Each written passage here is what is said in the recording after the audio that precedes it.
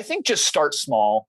It doesn't have to be overwhelming. Just taking a small step is a big deal, and that may be just practicing empathy or just practicing a little more gratitude. You're listening to the Mindful Mama podcast, episode number 281. Today we're talking about what do dads need with Jason Creedman. Welcome to the Mindful Mama podcast, now with over 1 million downloads. Here it's about becoming a less irritable, more joyful parent. At Mindful Mama, we know that you cannot give what you do not have, and when you've calm and peace within, then you can give it to your children. I'm your host, Hunter Clark Field's Mindful Mama mentor. I help smart, thoughtful parents stay calm so they can have strong, connected relationships with their children. I've been practicing mindfulness for over 20 years. I'm the creator of Mindful Parenting, and I'm the author of Raising Good Humans, a mindful guide to breaking the cycle of reactive parenting and raising kind, confident kids. Hello and welcome. I'm so glad you're here today. If you're new, a very special welcome to you. So glad to connect with you today. And if you are a longtime listener, I'm so glad to be back and hanging with you, my friend. This is a very special episode for the dads and the moms. It's for everyone, but especially for the dads. I want to talk to the dads, give the dads some stuff for Father's Day. To celebrate Father's Day this year is kind of our special episode for that. And you're definitely going to enjoy this episode. In just a moment, I'm going to be sitting down with Jason Creedman, founder of Dad University, an educational company dedicated to helping dads gain confidence in their parenting. And we are going to be talking about how you, if you are a partner to a dad, can encourage dads to be more involved and take a more active role in parenting. We're going to be talking about how dads can really get engaged. And if you're a mom married or partnered with a dad, how can you help get your husband engaged? So listen for some important takeaways. We're going to talk about really how to parent with efficacy, like how to be effective, how to be efficient, and how to be empathetic. And then, we're going to talk about actually what is more effective. Is keeping score or showing gratitude more effective? It's really interesting to think about that. And I want you to listen for starting small and just focusing on practicing one thing at a time. So there is so much to take away here. I'm so glad that you're here to dive into this.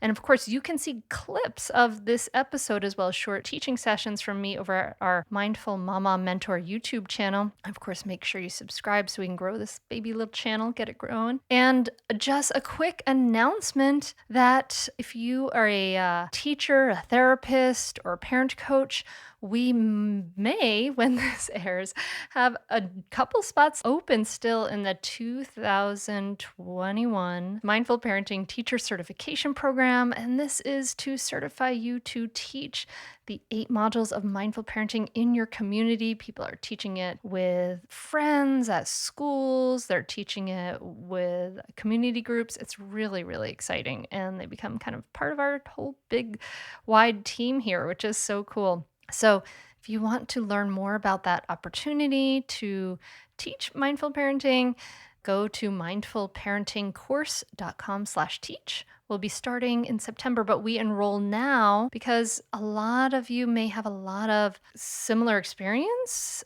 to mindful parenting, but you haven't gone through the mindful parenting course and membership yourself. So you get your own membership. We get you through your first round of mindful parenting, and then we go into the teacher training in September. So if you think that might be for you, you might want to grab one of those last spots. If there are any left as of this airing, go to mindfulparentingcourse.com/teach. All right, let's dive into this awesome episode. Join me at the table as I talk to Jason Creedman. Thanks so much for coming on the Mindful Mama podcast, Jason. Oh, thanks for having me. I'm glad to have you. You run Dad University, right? So I'm really curious about this. What I'm curious about with Dad University is I'm curious about your own father and your own parenting. And did you perceive that there was something did you perceive that there was something missing there that you didn't get from your own dad? I'm just curious about that. Actually, no. Yeah. I would consider what I had an excellent upbringing. I really close family, siblings. My parents were together for years. My mom had passed away about 11 or so years ago, and if anything, she was sort of the driver of the parenting. Using a lot of these techniques and such, and so I learned a tremendous amount just by osmosis of watching her. And then my dad, who was very supportive and involved. And what was interesting was as I became a parent, it felt like none of that mattered. Yeah. um, I guess I had an advantage that I had felt like I had a good foundation, but the truth is that I still didn't know what to do. I was stressed and overwhelmed and had anxiety about my children. And so it's not like the fact that I felt like I was parented well, like tremendously prepared me to have my own children, because it was very situational. Time is a little different, like when they grew up or when I grew up and when they're growing up. So, I look back at my childhood very fondly, but I don't know. I guess it's hard because I don't know the alternative. Would you But think in the end, no, go ahead. do you think they were like, would you say they were like authoritarian? Were they permissive? Kind of what was their style? So they had, No, it was, it, it was a combination. I would say my dad was a little more authoritarian, but not really. I mean, they were both authoritative. My mom was about mindfulness, and my mom was a, relationship coach and counselor, and very, very successful person in that field. And so I grew up sort of with the motivational, mindset. I was, listening to Tony Robbins in 7th and 8th grade. And, oh my gosh. Funny story was I had a car when I was, 16, and it was a couple of years after I had gotten my car, and I had Tony Robbins cassette tapes in the trunk. And my car got broken into and everything got taken. I mean, like the stereo ripped out, just everything. And they left the Tony Robbins tapes. And I thought, that's interesting. That would have been something I thought that person needed. But so even from a very early age, I was into mindfulness. I was into motivation. I was into just seeking. So I don't know when I became a parent, if like there was anything specific that I felt like missing, that I was like, okay, my dad didn't do that, so I better learn this. I think it was just generally as a whole, to really understand techniques and communication and some of these things, and just really honing in on my skills. So if anything, maybe my parents gave me the curiosity, and that idea to be a seeker. Maybe that's what they gave me, and but also, some humility to know that, like, I didn't know what I was doing, even though I had all this background.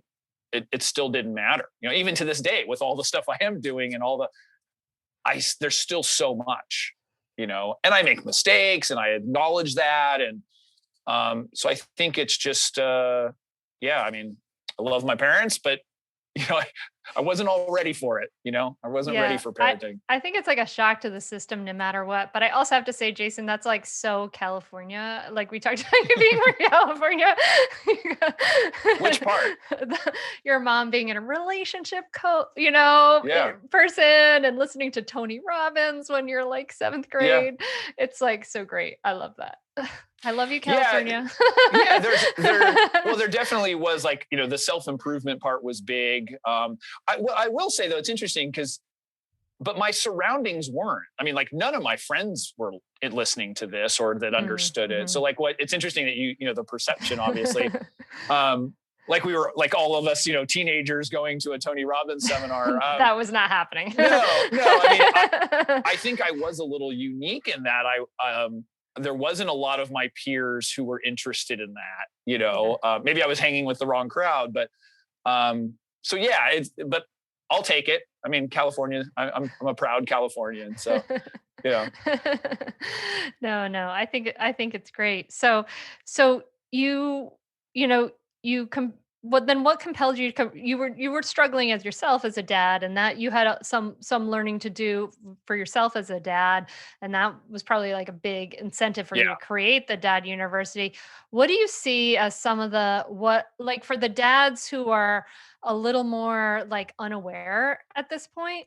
What do you see as some of the mistakes and the challenges, the mistakes that dads are making, and they may not even be aware of? Well, it's interesting that a majority of at least the people who are like, because my biggest platform is YouTube. And so Mhm. a lot of the crowd is younger. Mhm. So it's first time dads, it's, brand new, young, in a more younger people that are having the children that are finding me. A lot of what they're interested in is just very tactical. I mean, it's like, how Mm. do you change a baby?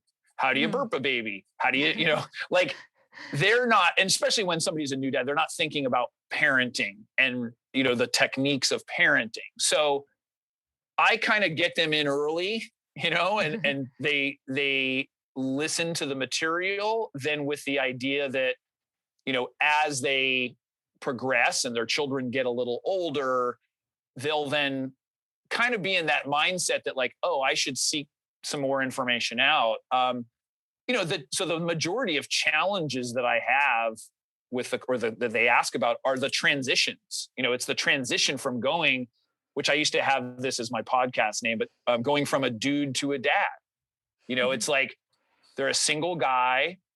They either get married or have a relationship. They then have a child. That's quite a drastic change, and all of the things that come with that. So that's a lot of what I focus on is like, how do you get through that change? How do you understand the changes that are happening to you, to your partner? So I don't focus a ton on the tactical, like, well, if your baby's doing this, what do you do? Or if, a lot of what I talk about is how, as a person, can you get through these challenges and learn? And, because that was my, 0 to hero journey. I was stressed and overworked and anxiety, and I was a yeller, and I kind of just worked really hard to change those things and to evolve, to hopefully be a better father as a result of it. How did you slow down or stop your yelling? I just learned that it wasn't that effective. That was probably Truly. the biggest thing. My career was as, primarily before this, my career as an optimizer. I do optimizing a website or optimizing online. And so as a marketer, I'm always looking for more efficient and effective ways of doing things. And I kind of did the same thing with parenting. I was yelling and getting upset and saying, like, this isn't working. Like, why do I keep doing this? And my wife is a great communicator, and so would approach me in a very positive way. The thing she'd always say is like, how's that working for you? And we're able to communicate like that. And I think realizing that it wasn't working, I wasn't getting the results that I wanted, and figuring out, hey, that's not going to be that great for my kids.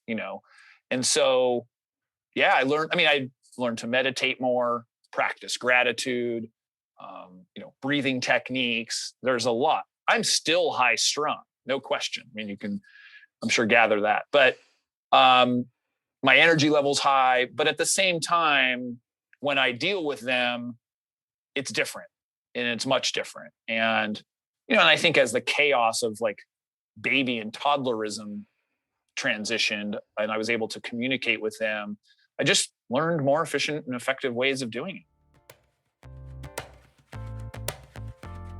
Stay tuned for more Mindful Mama podcast right after this break. If you're anything like me, you may be curious about the wellness properties of CBD, but not wanting to just like buy some random one off a huge mass market retailer. So that's why I'm thrilled that Mission Farm CBD is a sponsor of the Mindful Mama podcast. Mission Farm CBD creates products that help you feel good again. They have this amazing icy hot Relieve CBD joint and muscle gel, for instance. It blocks pain in joints and muscles, taking you from the sidelines to back in the game. They also have roll-on, they have CBD for pets, and what I've been using the CBD for is that it really calms stress and helps sleep. So it's really soothing and calming at the end of the night for me, and these muscle relieving effects, my father actually has been enjoying those amazingly. So all of this is amazing, but what's so great about Mission Farm CBD is that it's all made on a wonderful small farm in Oregon. Their products are handcrafted from organically farmed hemp in Central Oregon.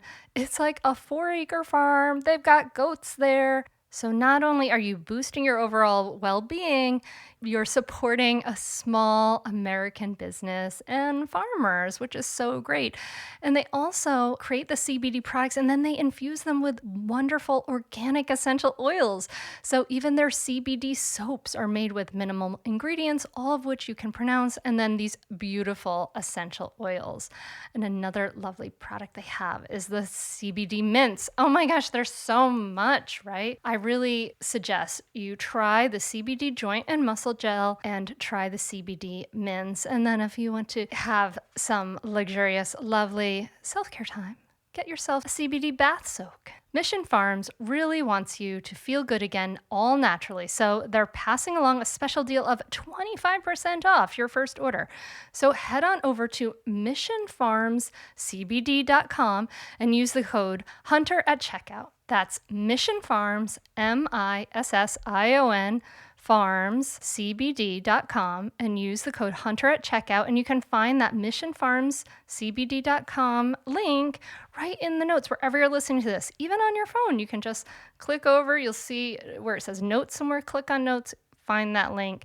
And don't forget to use the code HUNTER at checkout for 25% off. I think what you're kind of pointing to here is the idea, and I love the idea of like approaching it that from an efficiency angle, because it's so true that yelling is like completely counterproductive. It is not helpful at all. But I love the idea of looking at what are you bringing to the table? Rather than like, okay, like what's wrong with these kids? Like, what am I bringing to the table? And what's this energy that I'm bringing to the table? Would you say that's something that I'm imagining, the dads who are not quite so clued in yet, who may say like, it's these kids, they're driving me crazy. I got to figure out how to like fix them and whatnot.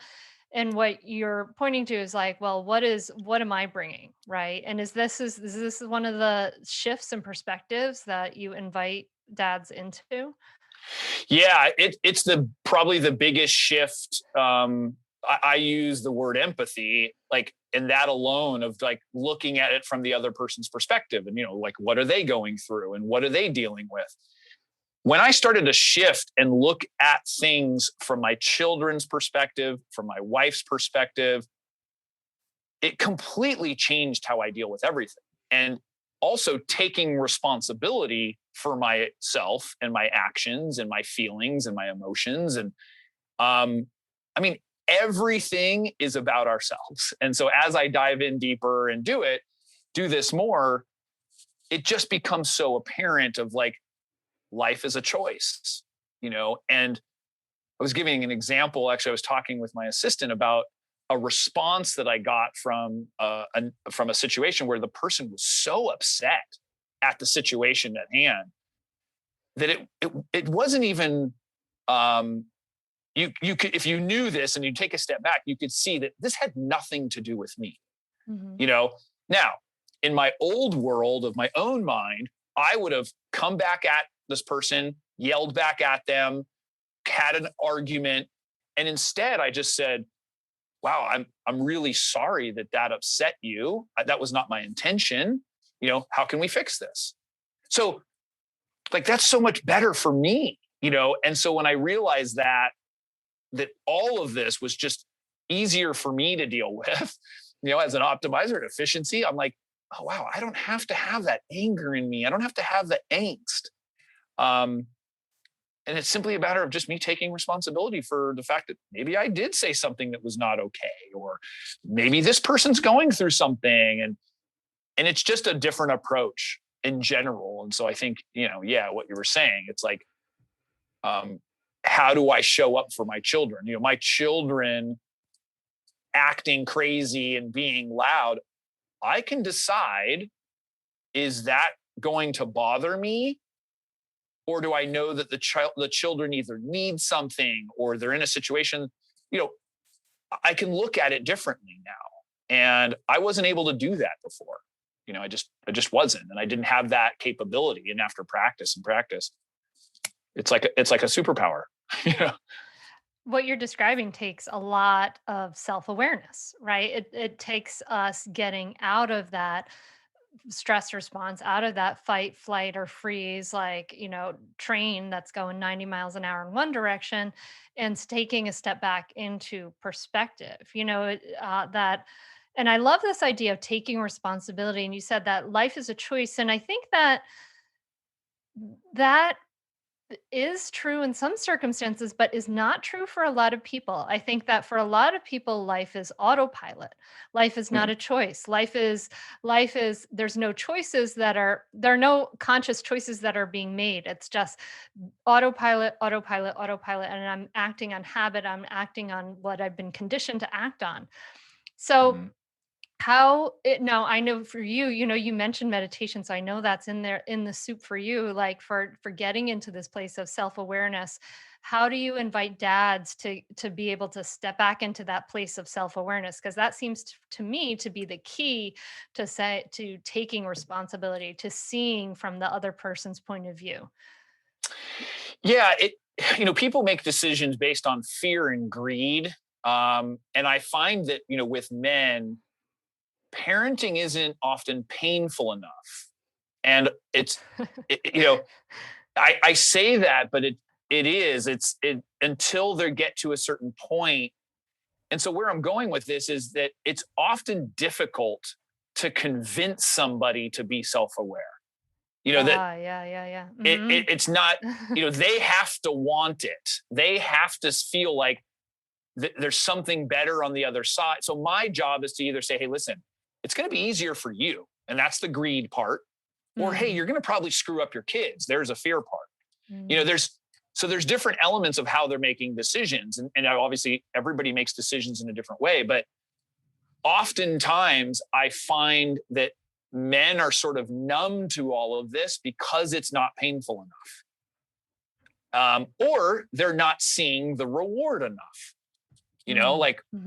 Like, okay, cool. Like there's a baby there, but it's not that rewarding for me. So like, I'm just saying what might go through their head. Like, I don't need to pay that much attention to it. Then there are other men who are like, oh, wow. I spend every minute I can with this child and I do as much as I can. So it is hard to convince men that this is important.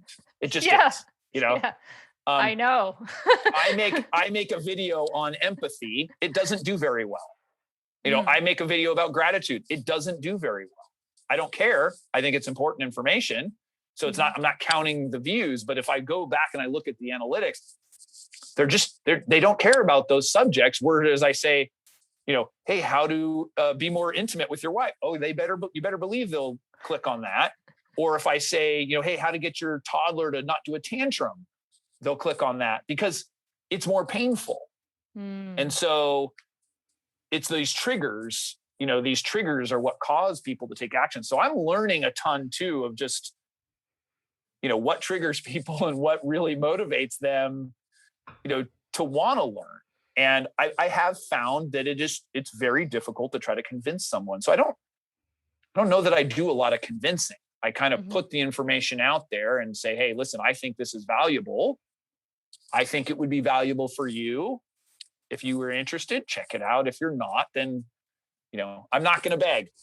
Yeah. This is so interesting because I'm thinking about there's so many women in the mindful parenting membership, and they're one of the biggest frustrations is like, I want to get my partner on board. Like, I don't want to be using threats. I don't want to be spanking. I don't want to be doing all those things. I want to be using this skillful communication.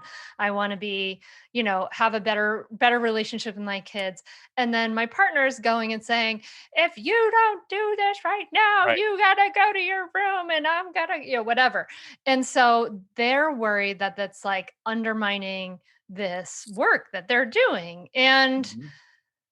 on one hand, I totally understand that because we're so much better when we work as a team. But on the other hand, I feel like, well, what are you going to do? You can do what he does, which is not as skillful, even you know what I mean? Like a lot of Mhm. times, what happens is the partner or the husband has to say, "Oh wow, look, those kids are responding to you a lot better than they're responding to me," and then they start to change things. So, Yeah. um, but I think it's really interesting, this idea that parenting isn't painful enough for men, that they have to want it. Like there's like how, there's what is that motivating factor?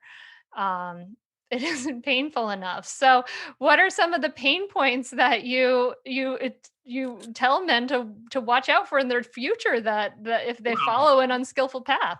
yeah. Well, the discipline part of, I think men do have a fear of their child being like a not a good member of society. I mean, Yeah. that's a real fear that Yeah. men say. And so like that's a common thing where well, I just don't want my child to be a delinquent. I don't want them to go to jail. I don't want them to get in trouble. So, I don't like to market by fear. It's not like Mhm. I don't like that idea. Yeah. Um, so for me, I definitely though go down. There are some paths to go down about women encouraging their men, or how they can encourage them to be more involved and to take more of an active role. And so, I mean, we can talk about some of those things because I think Let's that's go that's there. that that I think Yeah. that's Yeah, helpful. that sounds important. Um, I would say so. There's a couple. One of them is positive reinforcement.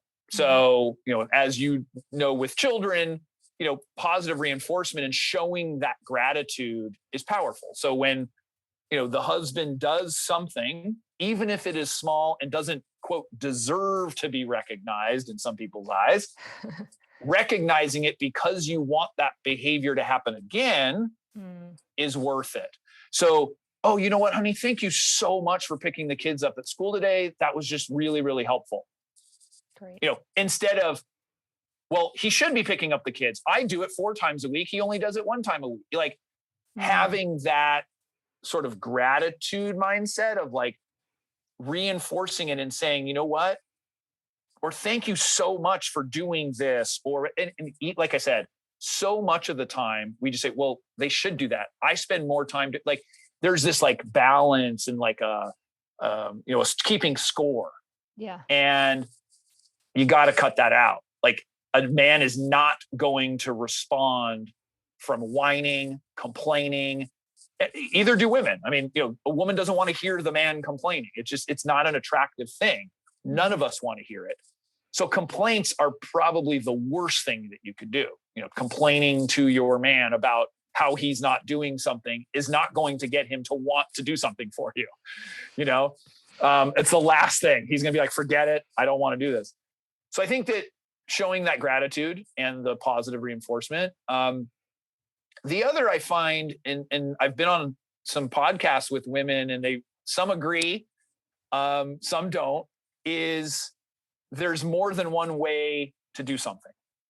Mhm. And, whether it is getting the child dressed, whether it is doing the dishwasher, doesn't matter what it is, there is your way, and then there's another person's way.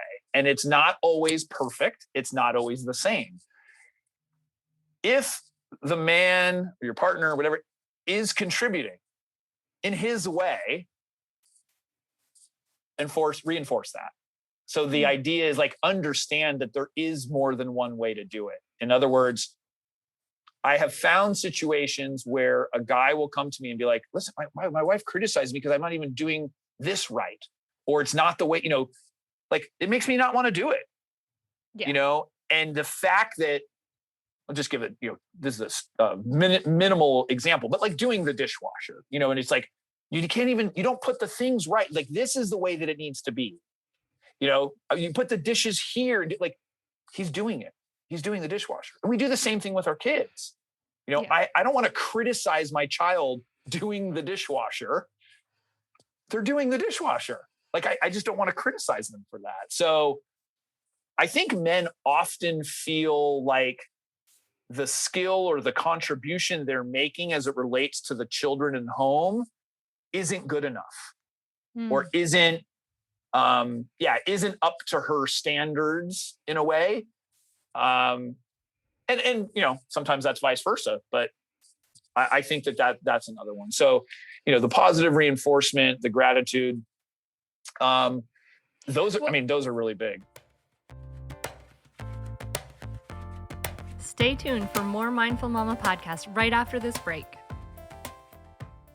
When it comes to beauty products and makeup and what I put on my skin, I am incredibly selective and picky about it, which is why I am so thrilled that Thrive Cosmetics is a sponsor of the Mindful Mama podcast.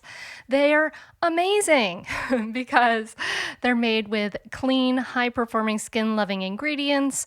They're formulated without parabens, without sulfates, without phthalates. They never test on animals. They're Leaping Bunny and PETA certified, 100% vegan and cruelty-free. And they have this bigger than beauty cause, this bold mission, which is amazing. So every product purchased, Thrive Cosmetics donates to help women thrive, like women emerging from homelessness, surviving domestic abuse, fighting cancer, and more. Those reasons are amazing, but they're amazing because they're amazing products too. So I'm not really into like a heavy load of makeup, but I like kind of a natural look. So Thrive Cosmetics, the products are so easy to use and they're such high quality. So I'm going to tell you the products like I'm completely obsessed with and I use practically every single day. So I'm totally obsessed with the Liquid Lash Extensions mascara. I kind of thought all mascaras were the same and kind of annoying, and this mascara is amazing. It's so easy to use. It's so good. I will never use another mascara again. It is so good. And I use that with the Brilliant Eye Brightener,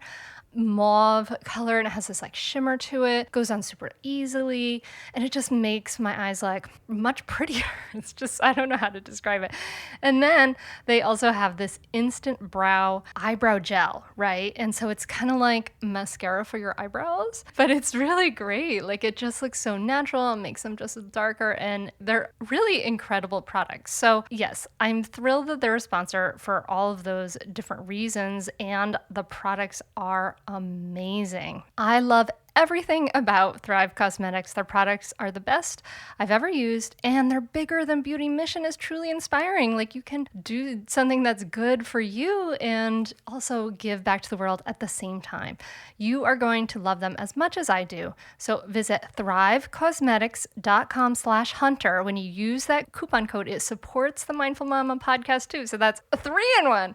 thrivecosmetics.com/hunter for 15% off your first order.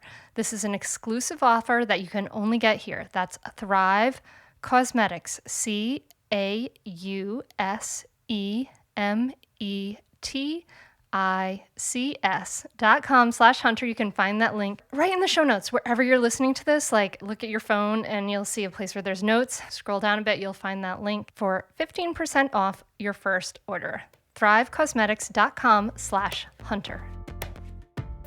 I like that you say that, like, that there's more than one way to do something, because I think that's true. And also that, if you have a certain style of interacting with your kids, it's okay for your partner to have a different style of interacting with your kids.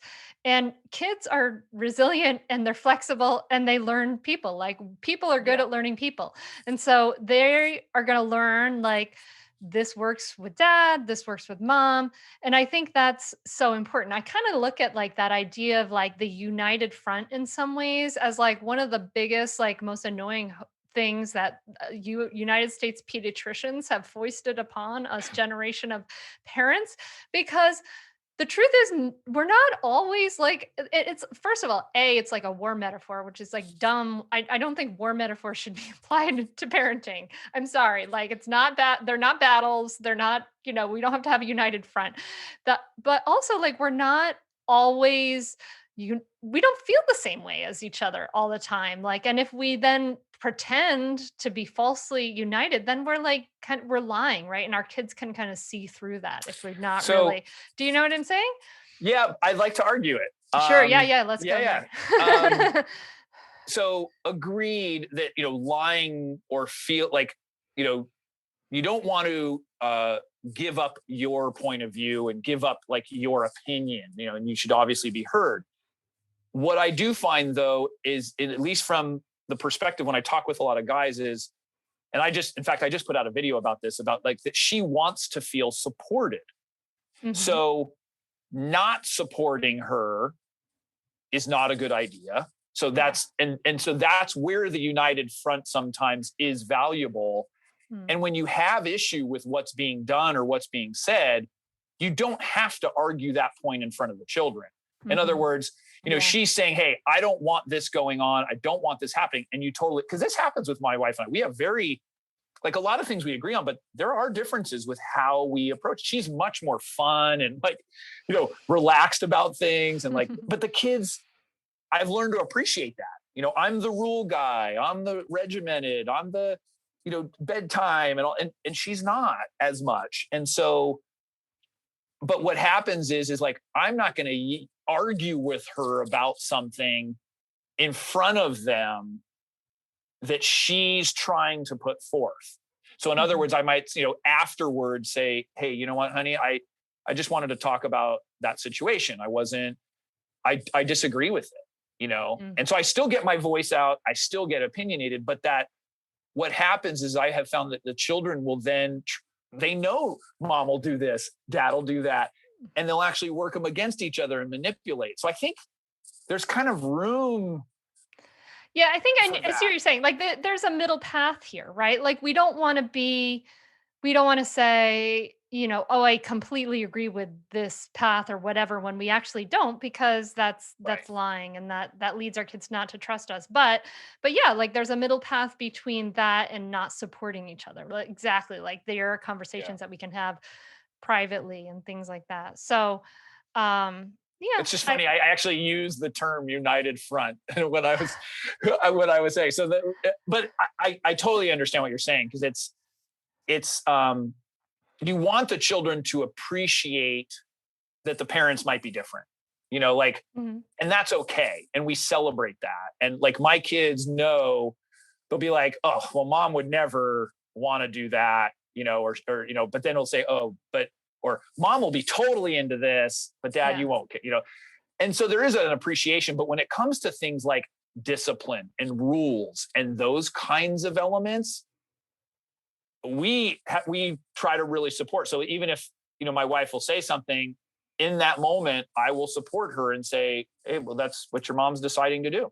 Yeah. And that's how I'll leave it. And then he'll have a discussion, whatever you want to call it, afterwards. Like, how could you make that decision? But it goes back to that same thing about the appreciation for the way things are being done. And the fact that we don't make decisions the same way. We don't, you have to, I think, agree in general on how you parent, but there are going to be differences. There are going to be differences, and it's just how do you handle those situations? So if a woman's encouraging dad to like be more involved, we're going to be like encouraging that positive reinforcement. We know all about that.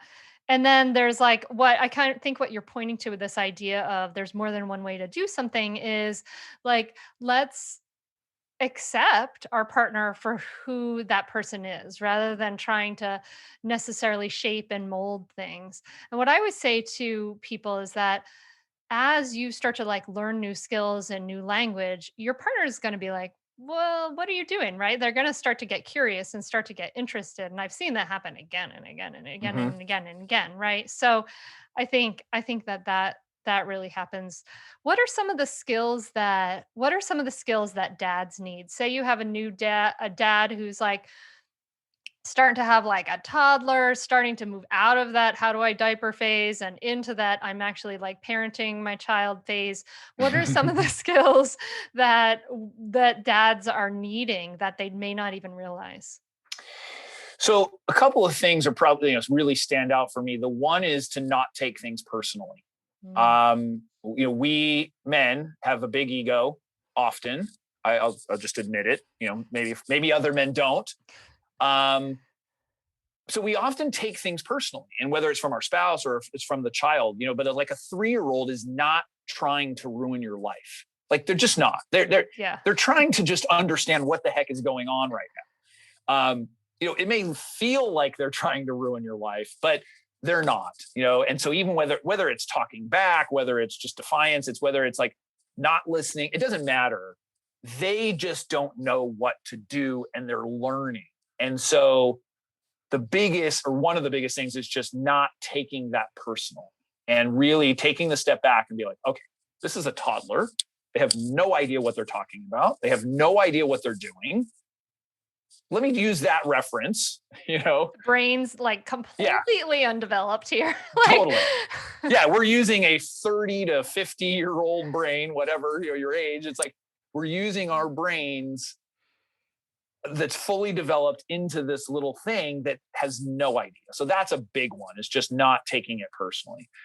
The other is what I said before about probably the biggest change for me in parenting and in my relationship is empathy.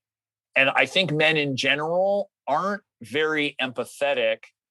We don't often put ourselves in the place of our spouse or our children.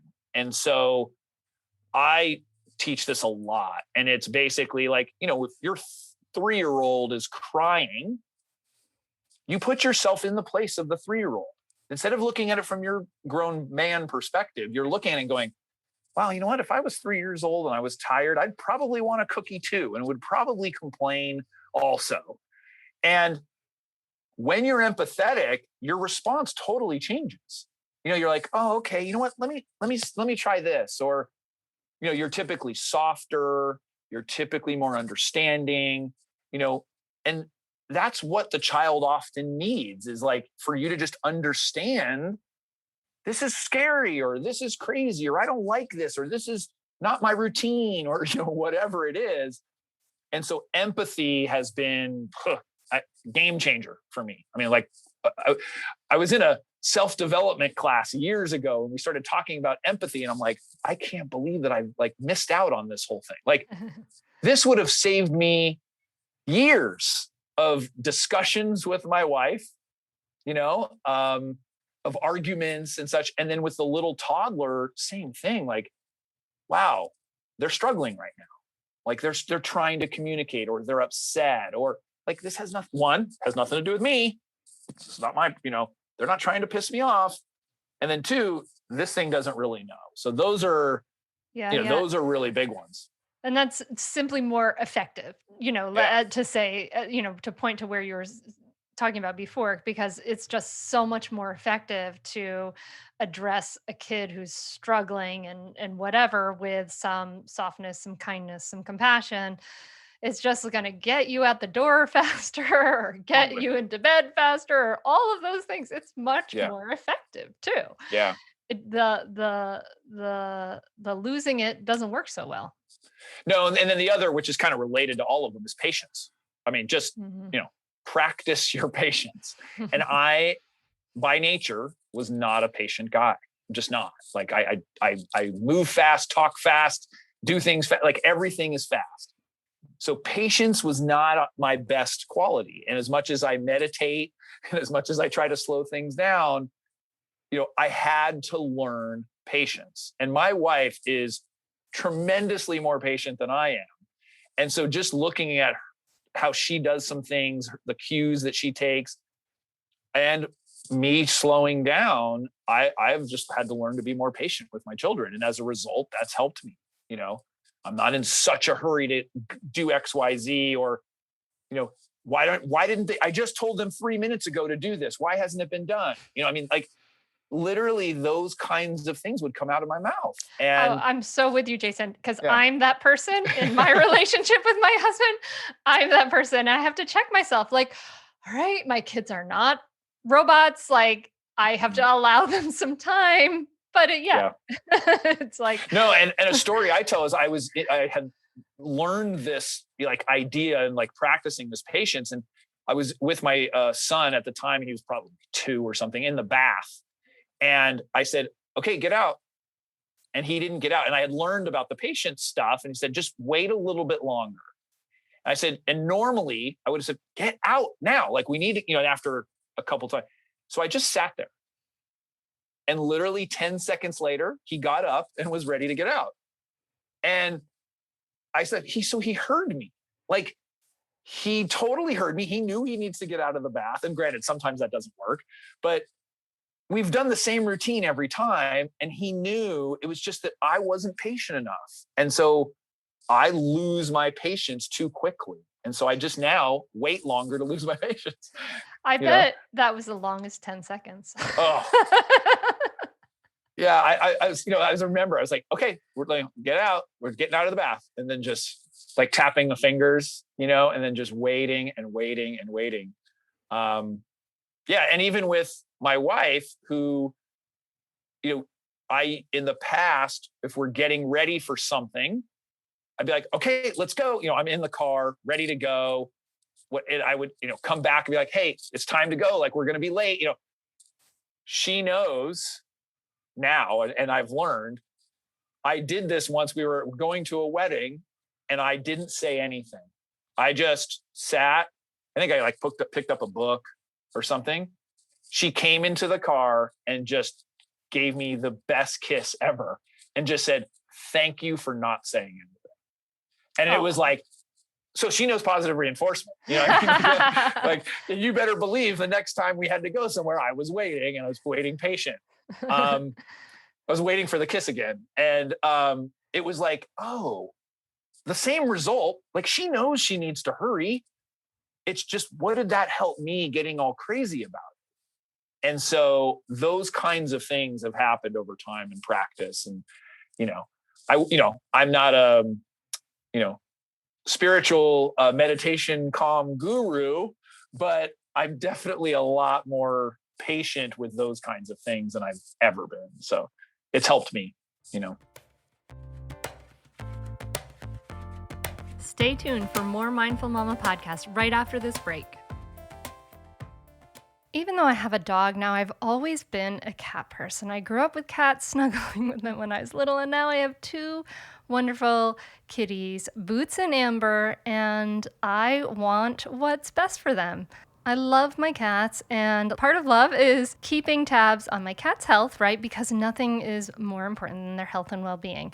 That's why I'm thrilled that Pretty Litter is a sponsor of the Mindful Mama podcast. Pretty Litter is the best litter for your cat. It actually changes colors to help you detect early signs of potential illness, including urinary tract infections and kidney issues, which are a really big deal. Litter box cleanup is also so easy with Pretty Litter. Its ultra absorbent crystals trap odor instantly and lasts up to a month. Plus, it is safer for your cat and for the whole household.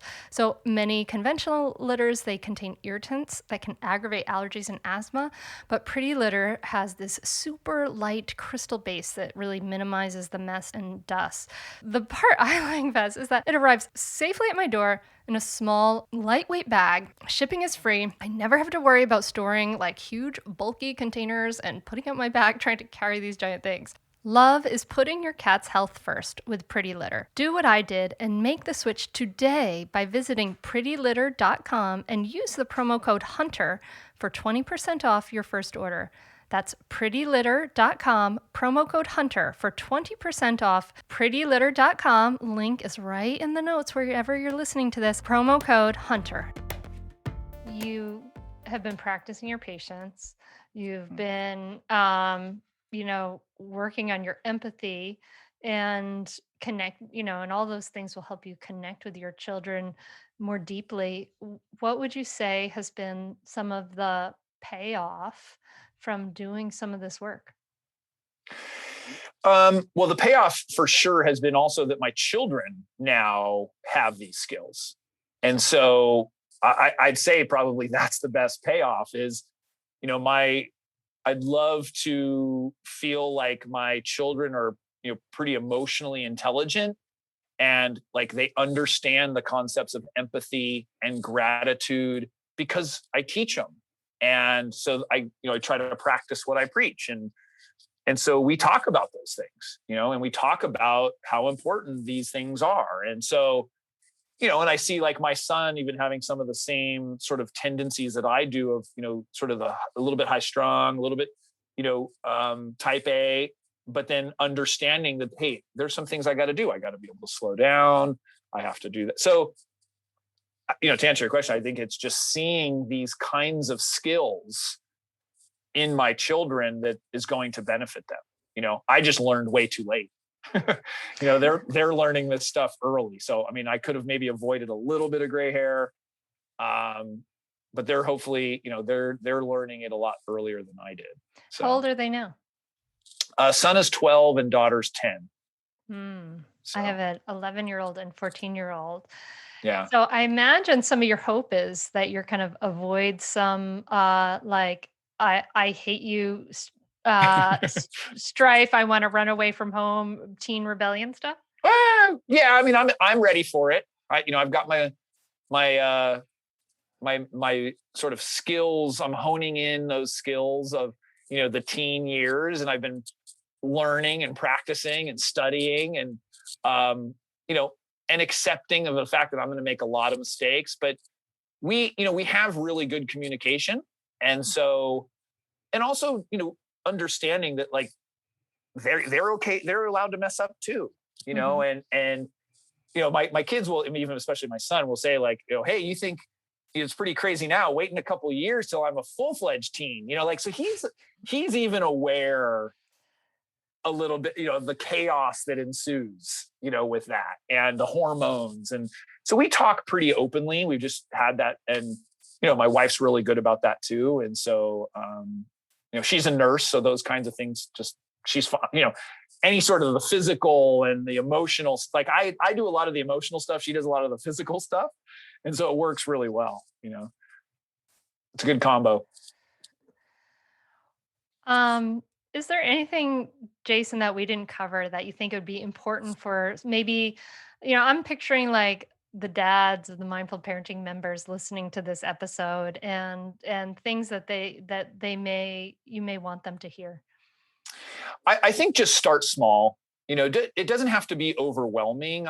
Just taking a small step is a big deal, and that may be just practicing, just empathy or just practicing a little more gratitude. I sometimes when we do, whether it's self-improvement, mindfulness, doesn't matter, any of these things where we're looking to educate ourselves, it often feels overwhelming. Like you can do too much of it. And what happens is I think people get paralyzed in the consistent need to have to improve. Mm-hmm. It's almost like I'm going to too many self-help classes, like I overdo it. And I think it's just take one small step, do one thing, focus on one thing and evaluate that. And for me, those kinds of things have helped where like, I know I can't do everything all the time. And so I kind of go in waves of the things that I focus on. Like right now I'm responsible for my own emotions phase. Mm-hmm. And so that's top of mind for me of just, I'm responsible for my own emotions. So I take these sort of these nuggets and I just focus on one thing at a time. Cause that's, my brain, it's already full with too many other things. Yeah. That's our capacity. Yeah. So simple, simple. I think it's more likely that it's going to happen with simplicity. And so if it is the mom who's trying to convince the dad, then like, just try to do one thing, like have him involved in one thing or, try to just focus on a simple task or a simple element. And I think that's probably an easier way to approach it. Well, Jason, I really appreciate you coming and sharing your perspective here on the Mindful Mama For sure. podcast. Where can people find out more about you and what you're doing? Yeah, the website, daduniversity.com, is probably the best place. That has all the links to everything. And my biggest, I put out videos every week on YouTube. And so that's the place where most people see me or know of me. So, but they can find me everywhere. Yeah.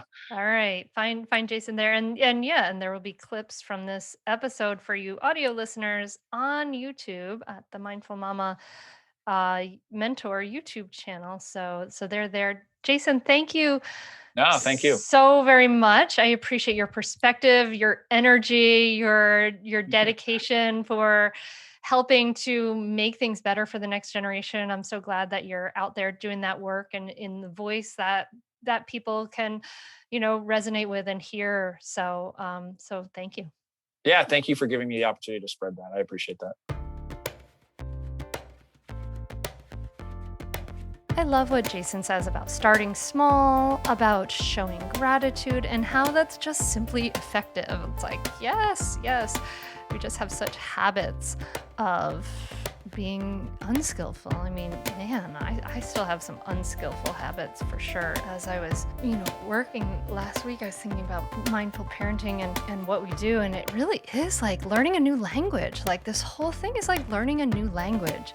It's hard to learn a new language from a book. It's hard to learn a new language on your own. It really is something that you need to practice again and again and in context and ask questions and all those things. Like if we get transferred by our business to another country where they don't speak English, we're gonna like learn a new language, right? Like that's what we need to do. And, with parenting, if we grew up with all the authoritarian, unskillful, ineffective language, like this is totally a new language that we need to learn. I mean, for me, it's completely a new language. And so I'm always learning. And one of the ways I learn is by teaching. And just want to make a quick announcement here at the end too, that if you are a parent coach, if you are a teacher or a therapist or something likewise, and you are interested in the Mindful Parenting Teacher Training Program, we may have a couple of spots left. That's at mindfulparentingcourse.com/teach, mindfulparentingcourse.com/teach. Check it out, see if there's some spots left, and apply if you think it might be right for you. And then that's it, I guess. So great to connect with you again here, my friend. Here in Delaware, we're going into summer and it's into pool time and open time, kids wanting to be driven to the library time. The library is open. Yay! Again, finally we can browse again. Okay, so Delaware did a lot of things right during the pandemic. I mean, really, like we had super easy free testing and, really easy to get free vaccines. Like everything was great. Been very impressed. But the libraries, oh my God, why did the libraries not open for browsing until like June 2021? Like that's kind of nuts. And I worry for the kids, have not been able to go to the libraries for so long. And that was been really hard for my kids. I mean, it drives them to screen time because they don't even have any books. They can't get any new books. It's so frustrating. All right, so that's my mini kvetch here. Sorry. Hey, listen, if you enjoyed this episode, please let me know. Take a screenshot of it. Tag me on Instagram at Mindful Mama Mentor. Let me know what your takeaways are. Don't be so silent on the other end. I want feedback too. It makes such a big difference. So please, please, please. I love your feedback. I love your reviews. They make this whole labor love worthwhile. So please, please let me know. And I wish you a beautiful week. And if you're going into summer here in the Northern Hemisphere, I hope you have some sunny, nice, beautiful days. And if you're in the Southern Hemisphere, I wish you some refreshingly cool and lovely days. All right. Have a lovely week, my friend. Thank you so much. Namaste. I'd say definitely do it. It's really helpful. It will change your relationship with your kids for the better. It will help you communicate better. And just, I'd say communicate better as a person, as a wife, as a spouse. It's been really a positive influence in our lives. So definitely do it. I'd say definitely do it. It's so worth it. The money really is inconsequential when you get so much benefit from being a better parent to your children and feeling like you're connecting more with them and not feeling like you're yelling all the time or you're like, why isn't things working? I would say definitely do it. It's so worth it. It'll change you. No matter what age someone's child is, it's a great opportunity for personal growth and it's a great investment in someone's family. I'm very thankful I had this. You can continue in your old habits that aren't working, or you can learn some new tools and gain some perspective to shift everything in your parenting. Are you frustrated by parenting? Do you listen to the experts and try all the tips and strategies, but you're just not seeing the results that you want? Or are you lost as to where to start? Does it all seem so overwhelming with too much to learn? Are you yearning for a community of people who get it, who also don't want to threaten and punish to create cooperation? Hi, I'm Hunter Clark-Fields, and if you answered yes to any of these questions, I want you to seriously consider the Mindful Parenting membership. You'll be joining hundreds of members who have discovered the path of mindful parenting and now have confidence and clarity in their parenting. This isn't just another parenting class. This is an opportunity to really discover your unique, lasting relationship, not only with your children, but with yourself. It will translate into lasting, connected relationships, not only with your children, but your partner too. Let me change your life. Go to mindfulparentingcourse.com to add your name to the waitlist, so you will be the first to be notified when I open the membership for enrollment. I look forward to seeing you on the inside. mindfulparentingcourse.com.